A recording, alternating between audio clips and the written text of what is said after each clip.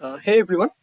So this is an interview experience as a lot of you has been asking us in our recent Telegram session where we went live also. A lot of requests came to us to mimic an interview experience because it is a skill to be able to solve the question on paper and it is a different skill to present the question as well. You may not be able to complete the entire question, but the way you explain your thought process to the interviewer also matters a lot. If you explain the process question, explain your thought process, you may not be on the right path, but if the interviewer finds some latent talent in you, he may refer you for the second round. But if you solve the question very badly and write miserly code, so it might give a bad impression as well. So this is a session in which we try to mimic a real world interview, and we will for some important scenarios and how you should present to an interviewer and all these things. Okay, so this is in this session I will be the interviewer and Harsh will give the interview. So I have chosen a question which is LeetCode hard. It is a little bit harder than LeetCode hard, I guess. Than most of the, it is not an easy LeetCode hard, which is what I would say. And hopefully Harsh has not seen this question and we will be able to mimic the real world interview. Also, before starting the interview, we have a Telegram channel which you can join, and there you can post about things you want to see. For example, this is an outcome of a session we had. So you can join the Telegram channel, we go live, and you can ask what kind of content you want to see. We will try to cater to your needs. So without no further ado, let's go to the question. So Hers, I have already shared the link with you. If you go to the next page, I will also go to the next page. So there you will be able to find the question. Can you see the question? Yeah, I can. You can, no? Right. So I will explain you the question. So basically, you can see the question, right? Yeah, it's Yeah. visible to me. So basically, you are given, you will be given an integer array. So if you focus here, nums is the array, 2, 3, 6 is the array, and for every, it will have indices ij, right? So Okay. for every index I which is less than j, for example, you can consider an index 0 which is less than 3, or in this case the index 3 doesn't exist, so 0 comma 2 for this array, so 0 is less than Okay. 2. So for all such indices, so you consider two indices I and j. Now your task is, before the task, you can move from one index to another index if the GCD of the number is less than is greater than 1. So for example, you can move from 0th index to the second index because the GCD of 2 and 6 is 2. So you can jump from 0 to 2, but you cannot jump from 0 to 1 because 2 and 3 doesn't share a common factor other Yeah. than 1. So Right. their GCD is equal to 1, so you cannot jump from 0 to 2. Sorry, 0 to 1, but you can jump from 0 to 1. So what is your task? Your task is, you have to determine for every pair of indices I and j, all the pairs that exist. For example, here all such pair where I is smaller than j and all the pairs that exist would be 0 comma 1, 0 comma 2 and 1 comma 2. So this will be the three pairs that exist for you, and you have to, for all the pairs that exist, you have to guess that there is a sequence of travels that can take us from I to j. So, for example, from 2, can you go to 6? The answer is yes.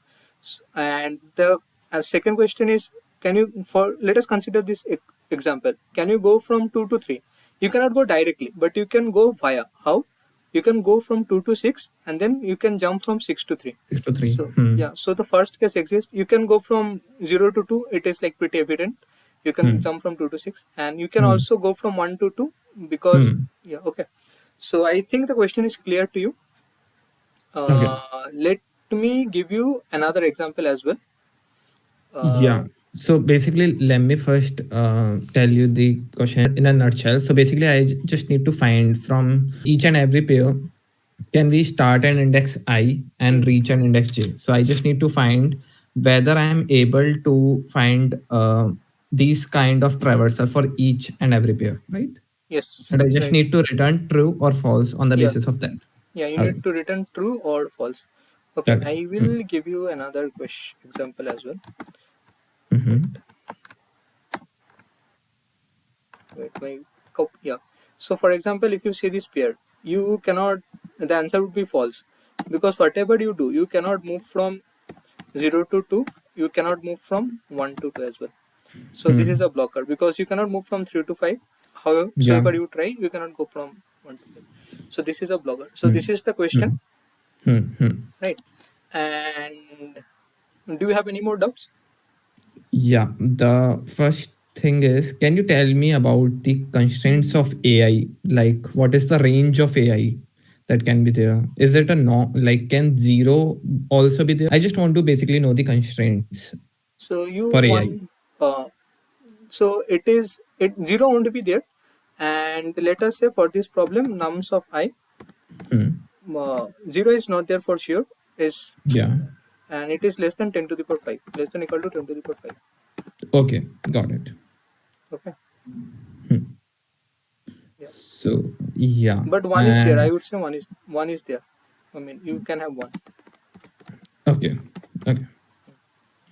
right? So yes. Hmm. Let me know if you're writing. Then I would just scroll down the page. Yeah. Now I'll start writing. Can you scroll down? Yeah, and I would request you to write in a like new page than the one I have the question for better viewing of for the group. Sure, So I sure. created a new page. Hopefully, yeah. Let us start in the new page. Just give me one second. Yes. Yeah. Yeah, is it visible to you? Uh, just a second. Yes, but I would Okay. recommend writing from the top line. Yeah, yeah. Sure. So basically, the first of all, the brute force approach that is coming in my mind is, okay, what I can do is I can make a map. I can make a map, and in which basically I can make a graph. In which what I can do is I can create an edge for each and every pair in which the GCD is greater than 1. So basically, what I can do is I can iterate over all of the pairs, and that I'm gonna do in O of n square basically. Hmm. And after that, I'll check for each and every pair whether the GCD is greater than 1. If the GCD is greater than 1, then I'll add a edge between them. Okay. And then what I can do is then I can apply the BFS like from each and every index, and I Hmm. can check like whether I'm able to reach other index or not with the help of that particular index. Okay. And is there a reason why you're doing it using BFS and not preferring DFS? Like we can do it in DFS also, but like I personally like the Okay. implementation Okay. of Okay. BFS. There is no That's not an preference. issue. Okay. Yeah. So yeah, do you want me to write the approach or the code of that? Yeah, we can start with the coding part. I am happy with the approach. Okay. So basically, what I can first of all, let's make a graph. For the edges, I'm using adjacency list. So let's name it ADJ. And what I can do is I can let's name the function first of all. Let's name the function as bool bool is reachable. Is it good or do you want me to Yeah, it is good. change it? Okay, so in which I'll be given an array. Uh, So wait a second. Let me decrease the font size a little bit. Make it 12. Yes. Yeah. sure, Done.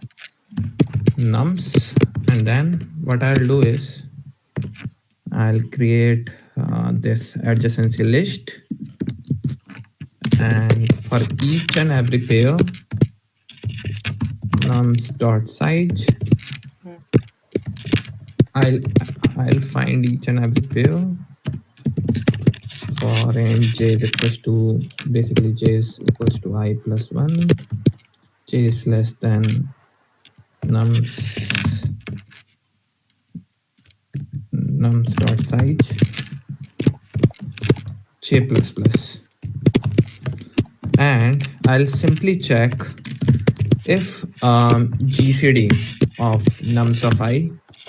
So basically, this is a predefined function which helps us to find the GCD between two number with the help Okay. of Euclid's algorithm. Yeah, Yeah. uh, nums of I, comma nums of j is greater than one.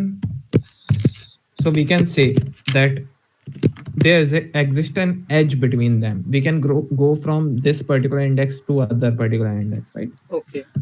So and vice versa also. Like if I am Mm-hmm. going from I to j, then I can go from j to I also. So I am going to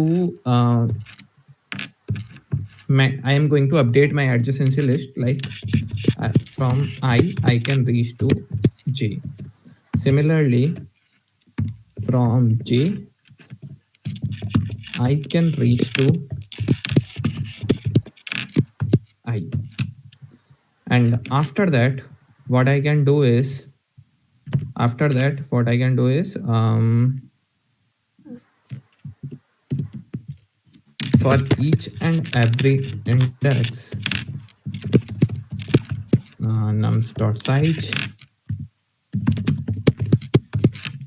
I plus plus, I can simply apply the BFS q, let's say q in q. I'm maintaining one q and q for let's say q for nums index. And in this, what I'm gonna do is, so basically I'm going to apply the standard BFS here. Like in this particular in the starting, if I am starting from index I, then I am going to push that particular index I in the queue, Mm-hmm. and I am going to maintain one visited array. Let's name it visited, which will maintain like whether my node has already been visited or not. So at the end, I can check. Basically, we can make it as a bool as well, like whether each. Basically, after that, I'm gonna check whether each and every index is reachable or not with the index I. So I'm Got it. gonna maintain this in that particular visited array. Mm. Nums dot size. Initially, I'm marking it as 0 because Mm. I can't, I haven't reached to any other index till now. And let's mark the visited of that particular index from where I am starting as 1. Mm. And I'm gonna apply the standard BFS then. Mm-mm. While the size of this particular queue is greater than 0, I'm gonna I'm going to mark that particular node visited, and I'm going to push the childs of that in that particular queue. Got it. So in node या फिर I can say current index, it's nothing but just the front of that particular queue. Yeah. And dot front, and what I'm gonna do is I'm gonna pop that particular index. I'm gonna iterate over the childs of that particular index Mm. from the adjacency list. So for, let's say, auto child index, let's name it child index, belongs to uh, adjacency list of this particular current index. Current index. I'll check if it is not visited, then only I'll visit that particular index. If it is already visited, then there's no need to visit Yeah. it again. So if visited of that particular child index is 0, then in that particular queue, I'm gonna push. that particular child index, Mm. and also I'm gonna mark it visited. Yes. And at the end, what I'm gonna do is I'm gonna check whether all of the indexes are visited or not. So I can simply apply one loop, uh, or I can say j belongs to visited. I'll check for each and every for each and I'll check for each and every index whether it's visited or not. So if j is double equals to 0 at any point of time, so let's say my final answer is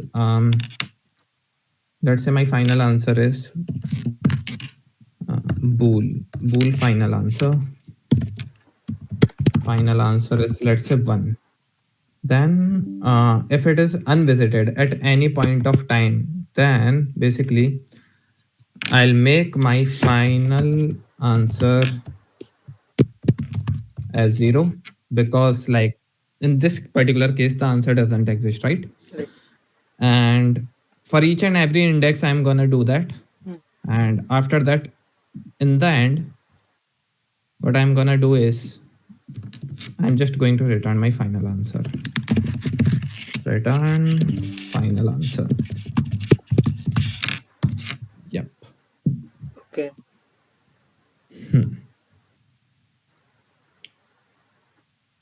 Okay.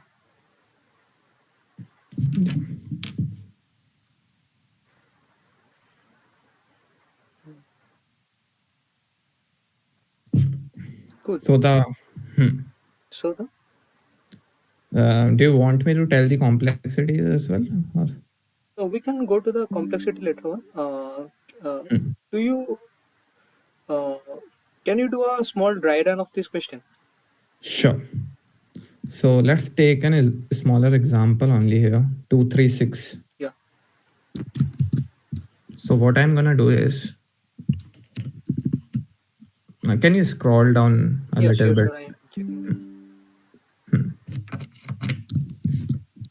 So here I have written the example 236. Mm. So what, first of all, what I'm gonna do is in the adjacency list, I'm gonna add this edge between 2 and 6 because the overall GCD is greater than 1. Yeah. Similarly, from 3 to 6, or let's say in terms of index, it's like from 0 to 2, then 1 to 2. Yeah. It's a bidirectional edge, right? Mm. Not a unidirectional. Yes. So, so what I'll do is I'll start my BFS from the from the 0th index only. Mm. First of all, so from 0, I can reach. If I'm at 0, then I can reach to 0, right? But if I'm at Yes. 0, then what I can do is I can apply BFS and I can reach to index 2 in one Mm. step. Then after that, I can reach to index 1 also in 2 steps, right? So so in the queue, first of all, in the queue, let's say in the queue, I'm gonna push that. First of all, I'm gonna push the 0 index, Mm. and after that, I'll iterate over the child of that, and the Mm. childs are there's only one child, which is 2. So I'll push that 2 as well in the queue, and after that I'm gonna pop that index 2, and I'm gonna push the child of that particular index 2, which is 1. Yeah. So I'm gonna push 1. So overall, at the end, I'm able to visit Mm. all 0, 1, 2 from index 0. Similarly, I can do the same thing for from 1 and 2, which will lead to the result true. Okay. So what would be the time complexity of this problem?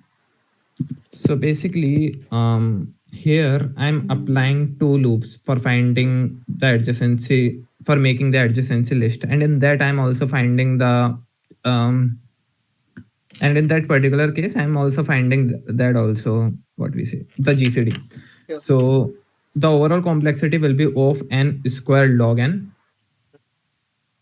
Yeah, for this particular case, the overall complexity will be of n square log n. Okay.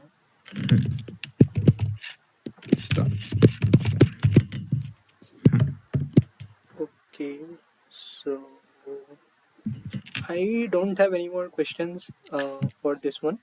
So let us. I think it was very easy for you, although you haven't solved this question. Can you like do it better? What do you think? I can think like some approaches were coming in my mind as well, like while I was implementing this. So I think the and login or and root n can also be the possible solution. Yeah, I I have to think. yes, Hmm. because n square login is. I think you can do better. I think you can do of n root m. Yeah. Okay. Give me a moment. I have to Yes. think. So basically, let me tell you what approach is coming in my mind, first of all. Hmm. So the approach that is coming in my mind is in terms of factors. So Yes. basically, I don't need to iterate over, use, we can say, each and every pair. Hmm. We can easily find the index, we can easily find the factors, right? For each and every, element. Hmm. And on the basis of that, let's say like the maximum factors that any element can have is n raised to power 1 by 3, Hmm. or like, and we are able to find those factors in root n, right? Okay. So what, n raised to power 1 by 2. Okay. Okay. Let us do it in a new page. Okay. Because for viewing, I am creating a new page. Yes. Let's start from the new page only. Okay. Yeah. So I can find the factors in n raised to power 1 by 2, Hmm. right? And the overall factors for any n, if I'm finding the total factors, it's around n raised to power 1 by 3. Hmm. But so the overall factors of all elements will be around n star n raised to power 1 by 3. And I'm able to find the factors of each and every element in n root n, n star n raised to power 1 by 2. So um so with the help of factors, I make an adjacency list. Okay. So the overall factors that I can have is n star n raised to power 1 by 3, right? Hmm. And after that, what I can do is, let's say for each and every factor, I have a list. Like I can maintain a list of all the numbers that can have that particular factor. Let me Okay. explain you. Let's say I have a list of, let's say I have an array of 2, 6, 12. Say, and your camera is turned off.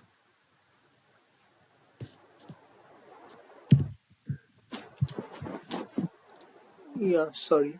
Someone is at the was at the door. Sorry. Okay, no issues. So let's say I have an array as 2, 6, 12. Hmm. Okay.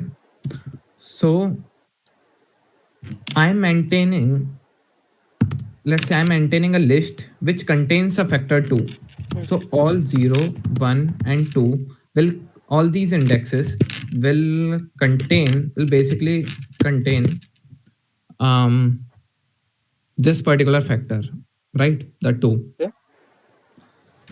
For 3, I can say the 1 and 2 will contain this factor, right? Hmm. And for 6, only 1 and 2 is going to contain this particular factor. Yes. So what I can do is, but still I have to find from each and every index. If even I'll maintain the list, then I just need to apply the BFS from each and every index. I just need to find, is there any way by which I don't need to apply the BFS from each and every index, and I can do it in O of n root n or O of n log n. I have to think in this term. So basically, if each okay, give me a moment. I have to think on this. Like, um how can we not apply the BFS on each and every index? Hmm.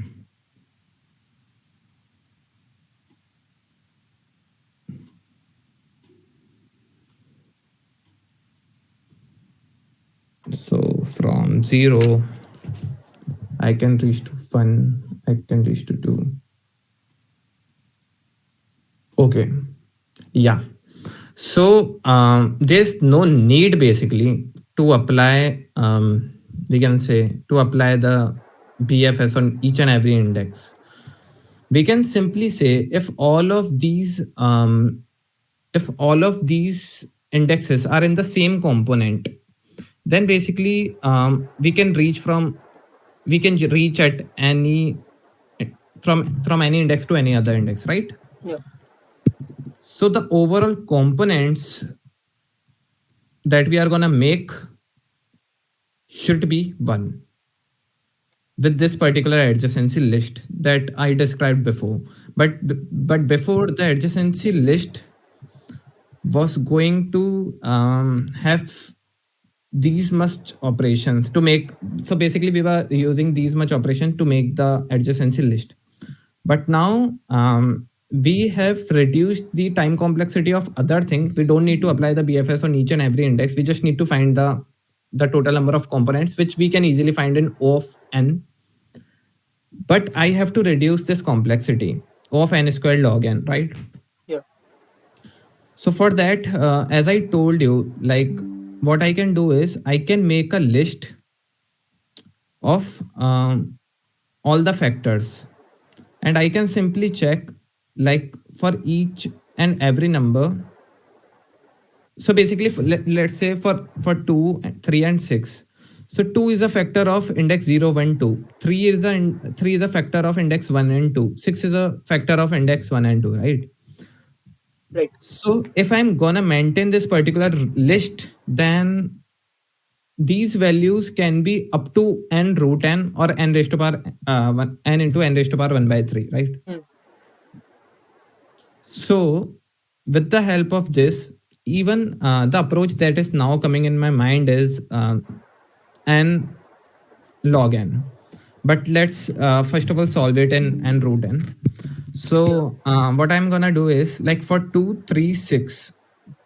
So simply I'm gonna maintain each and every factor, and I will check this factor comes in which indexes. And for these particular indexes, I just need to join these particular indexes, right? Mm. Like simply 0 is connected to 1, 1 is connected to 2, also 0 is connected to 2, 1 is connected to 2, right? Like because they have a common factor of 2, so all of like 0, 1, 2 is like connected with each other. Each and every index in this particular list, like in this particular list at 0, 1, 2, so they are connected with each other, right? Like there is an edge between them. Okay. So here the question is, do I need to maintain all of these edges? And the answer is no. Why? Like I don't need to find the distance between them. If I'll simply create an edge between 0 to 1 and then 1 to 2, it like it will solve my purpose, it will serve my purpose, because like from here I can reach from 0 to 2, from 0 to 1, and from same for 1 and 2, like I can reach to any other index, right? So if I'll join them linearly as well, then it will serve my purpose, right? Right. Same for 3. Like 3 is a factor of 1 and 2. Then I can simply create an edge between 1 and 2. And same for 6. So in this particular fashion, what I'm gonna do is I'm gonna find all the factors, and for all of those factors, I'm gonna maintain one list, the list of the indexes of which this particular factor, like of those particular indexes, this is a factor of those particular indexes, right? And on the basis of that, I can add an edge between in a linear fraction of between all of those numbers. And at the end, I just need to find whether the total number of component is 1. If it's 1, then I can simply say, Yeah. like, I can reach from one node to any other node because it's a bidirectional edge, right? Hmm. So with the help of that, I can check whether I'm able to reach or not. So this is gonna be my approach. And the overall complexity, first of all, I'm gonna find each and every factor. So it would be n raised n root n. Hmm. And after that, I'm just applying a simple BFS, right? Yeah. And that will be O of n, right? So yeah, So your overall complexity is O of n to the power 3 by 2. yes. Do you want Okay. me to write the code of this, or do you have any questions? I am thinking, is it possible for you to make it like further less, make it of n root m? Do you have any other approach? N root n, N lesser root than n. n root n. N root Sorry, n. yeah. That's correct. I did one mistake. It will be, and let's say the AI can go up to 10 raised to power 5. Hmm. Let's take it as n, right? Hmm. So it will be n raised to power n root m basically. Hmm. Because I'm finding the factors of AI, right? Yeah. Hmm. And I can find it in root AI. Okay. Yeah. Do you want me to reduce it further? Oh, I am happy with O of n root m. Okay, so let me write the code for this. Yes. Let's start writing from a new page. Yeah,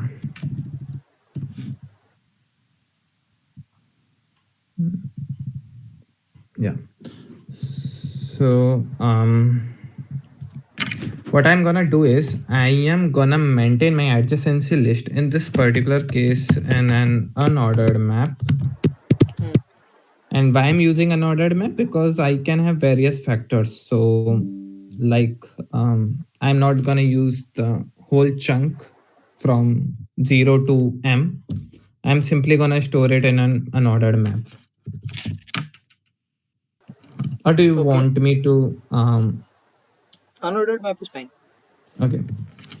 So and in this particular case what I'm gonna do is here I'm gonna store the factors. Like here I am gonna store, like here the first of all the int is representing the factor, and vector int is representing the all the indexes which have this particular factor int. Okay. So let's name it as factor map.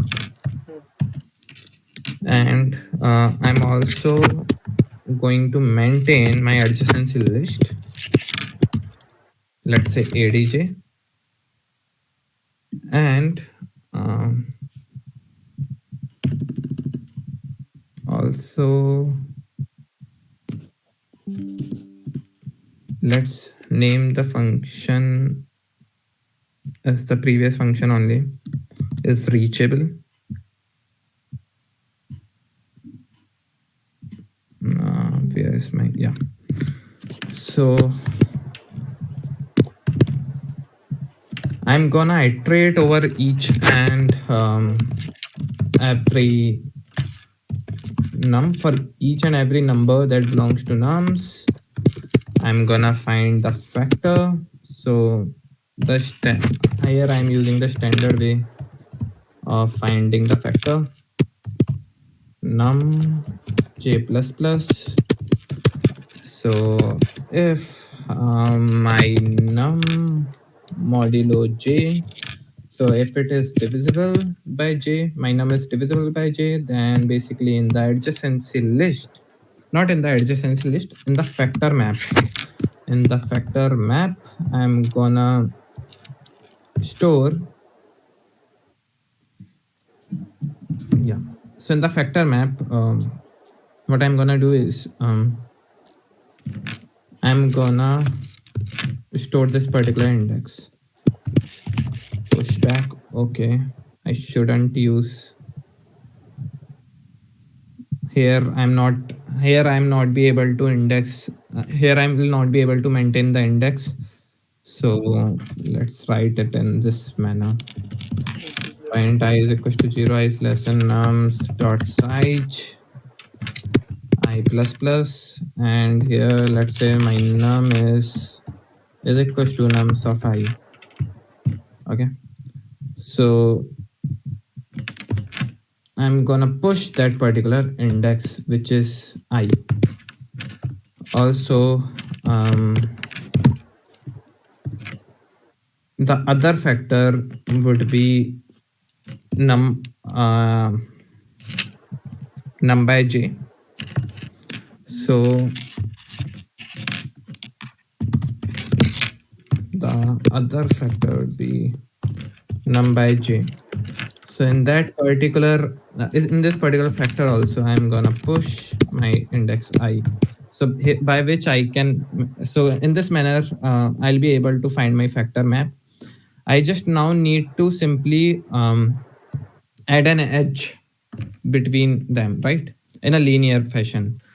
So I'll move to each and every factor list for int, let's say factor list belongs to factor map.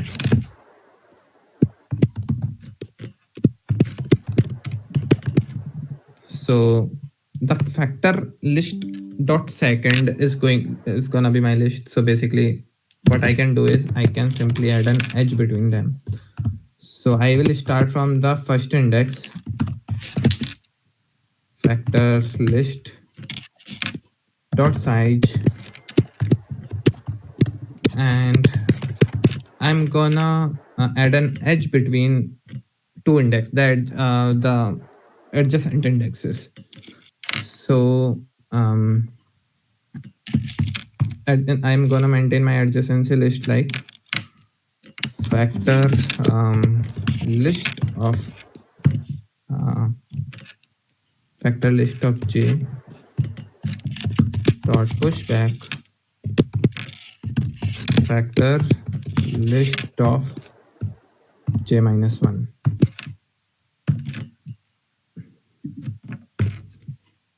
Similarly, I'm gonna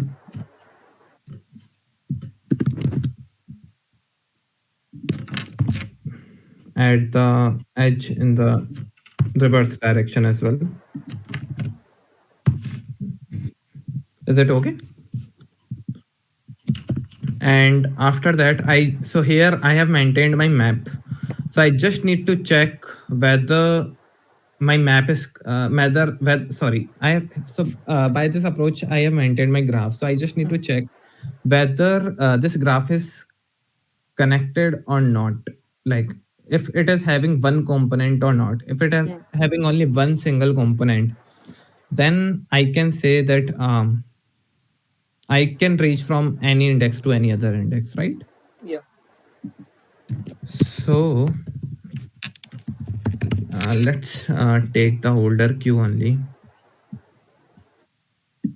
and let me take the previous code only. Let me copy paste the previous code only, because we are going to apply the same step now. Yeah. So here what I'm gonna do is I have maintained one queue for nums index, let's say, and in this particular we can start from any index. So let's say I'm pushing the 0 index first to check whether so basically how I'm gonna check whether there exists a single component or not. So from any index I can reach to any other index, then all of these indexes are in the same component, right? Yeah. I So get it. Low. You don't have to go in so much depth. So you will apply a BFS and then you'll probably yeah, check if the visited data is exactly. on one or not. Yeah. So we don't have to cover it again because you already covered it a little while back. Yeah. So visited. Do I need to change the code, or like No, it's it is fine. It is fine. I already saw you can implement BFS. Yeah. Right. Yeah. So, do you have anything more to say? Yeah. So basically here I just found the all the factors of Hmm. each and every nums, right? For each and every nums, I just found all of the factors. But we don't need to actually find all of these factors. We can simply find the prime factorization. Yeah. And with the help of prime factorization, so basically, if I'm finding all of the factors, then it's an overlapping case. So we can reduce it further if we'll find the prime Prime factor. factorization. And it can be easily done, as you already told me the constraint up to 10 raised to power 5. So we can maintain a sieve, and with the help of sieve, we can find out those particular, like the prime factorization of each and every index. And on the basis of that, the maximum number of edges that I can have is O of n log n. Currently it's n root n, Yeah. but after that it's gonna be n log n. And so the overall complexity in that particular case will be n log n. So we can reduce it further to n log n. Okay. Okay. I got your approach. Hmm. Right. I will not ask you to implement it in the interest of time because we are already at 40 minutes. Hmm, hmm. So I do have a few suggestions for you Okay. for this interview. I think coding wise and approach wise, you did very well. Like it was a fairly hard question. You implemented BFS, explained it nicely, and Hmm, then the second part also you did brilliantly. Like I did not even push you for a better approach. You yourself told that, yeah, we can do better. I hmm, didn't hmm, have to ask you out. You said that, and you implemented the approach. And while you were implementing the nicer approach, you also told that we can do it via shape. So coding wise, implementation wise, there is no doubt you have done a brilliant job. There are, however, some things I can like point out. hmm, So, for hmm. example, here when you are writing, wait, my laptop is freezing. Just give me a second. Yeah, Mm, sure. Laptop has started freezing. Yeah. So one thing I can say that, for Hmm. example, here I think that is the screen I'm sharing. Yes. No, Yeah. I So, think you need to scroll it down a little bit. or why is it not coming? It's not Okay. coming. Okay, so I'll go to the screen only.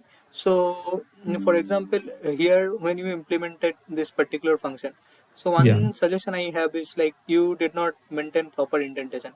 So this makes reading code like pretty nice. So you could have given a tab here.